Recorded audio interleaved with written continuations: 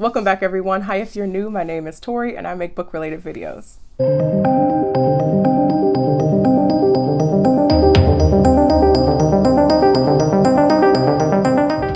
So today, you guys, I have 5 series that I'm going to be sharing with you that I need to finish in 2020. I have been sitting on some of these for an embarrassingly long time, and I need to wrap it up. One of them, I have read 2 books in the series, and then the rest of them, I believe I've only read the first book in the series. So let's jump right into it. I think all of these are great. Let me know which ones you think I should prioritize in the new year. So the first series that I need to finish in 2020, it's going to be Arc of a Scythe, and this is by Neil Shusterman. I recently finished the first book, Scythe. I'm so in love with this series, and the second book is Thunderhead. So Scythe is, I hesitate to call this dystopian. I'm not really sure what this is, but it takes place in this world where people have essentially conquered death, and the only way that you can be killed now is if a scythe comes and takes your life. Our main characters are Citra and Rowan, and they become apprentices to a scythe, and they start learning just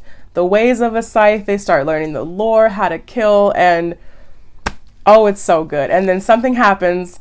That's a spoiler, I can't say it, but something happens and the book just splits in 2 different directions, and it's amazing. I was actually kind of blown away by how much I enjoyed this book. And I was really surprised by how old the series was, because I was just thinking it was like a brand new series, and I don't know, but I finally read it.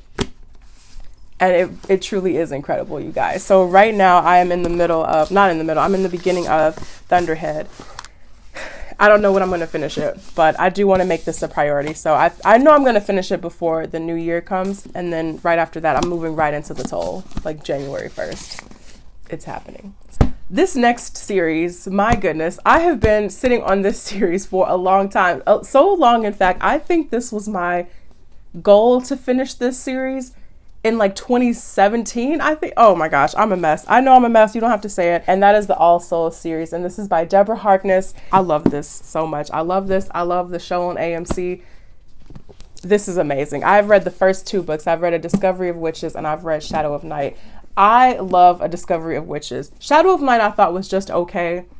We go back in time in this book, and I think it's just really info dumpy. It's still really enjoyable, but it's just so much info dumping happening in this book. And then I do remember I tried to pick up the 3rd book, which is the Book of Life, and there are perspective changes in this that don't happen in the first 2 books, and I was like, oh, here we go.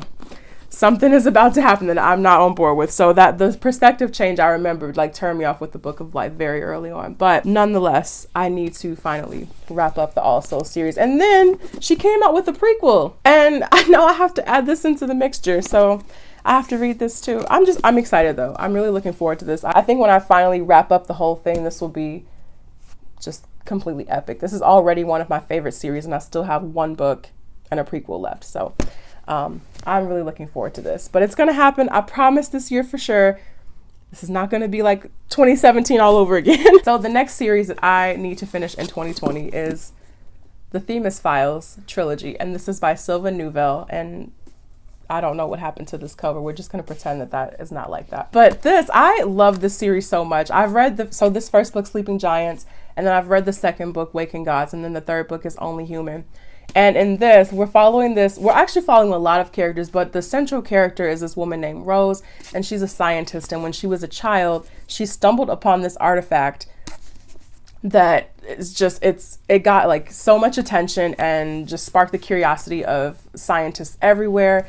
And so now that she's older, she's a scientist herself now, she is leading this kind of research into what this artifact is. And so the whole book is told through interviews. And so we have this unnamed interviewer who is interviewing Rose and people on her team and people in like different branches of the military. It's so fascinating to watch this whole story unfold.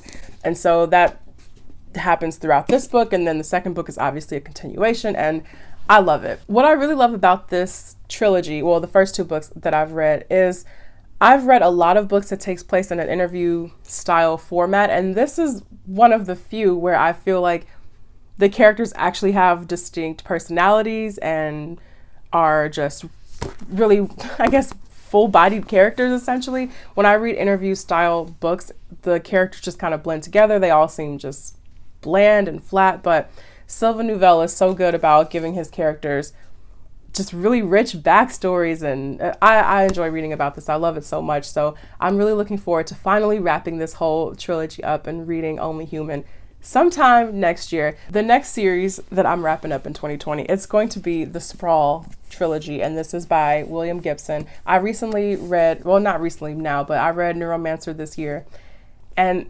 absolutely loved it. Oh gosh, you might be seeing this book again very shortly in a new video that's going up next week. This was incredible.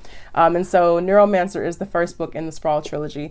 And the second book is Count Zero. And then the third book is, I believe it's called Mona Lisa Overdrive.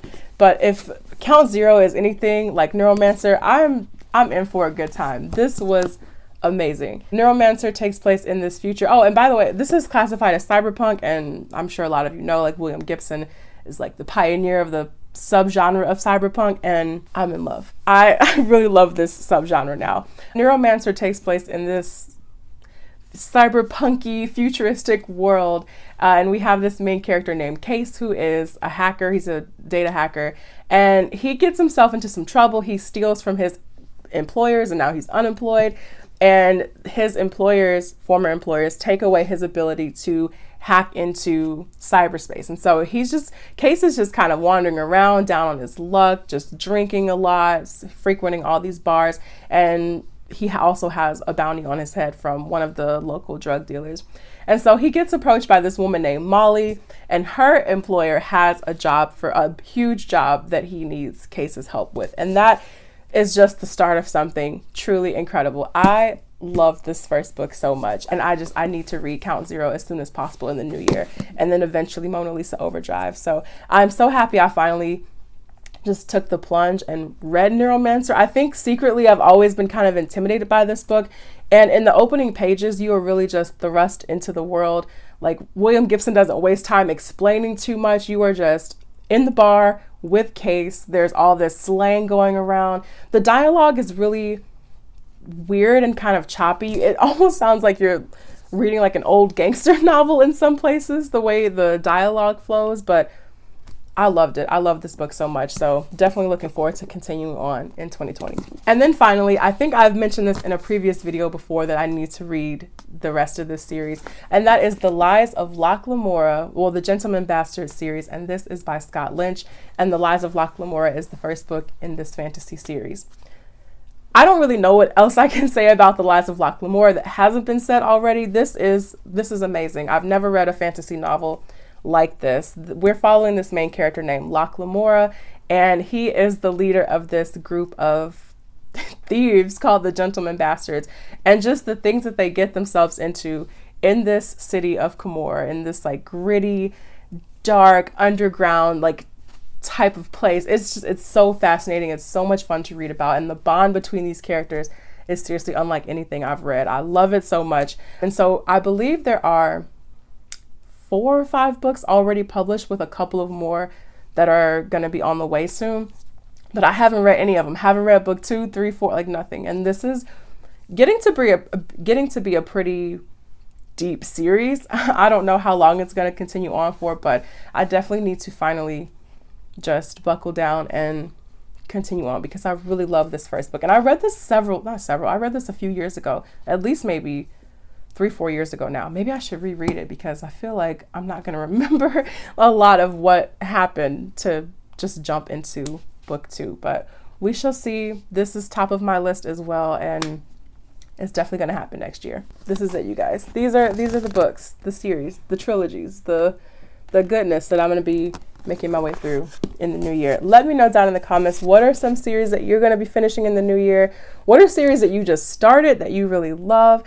I want to hear about it, and I will see you guys in the next video. I'm pretty sure, I'm trying to think, I don't think I have another one planned other than the best books of the year. So that's going to be the next video until 2020. And I'll see you guys then. Take care.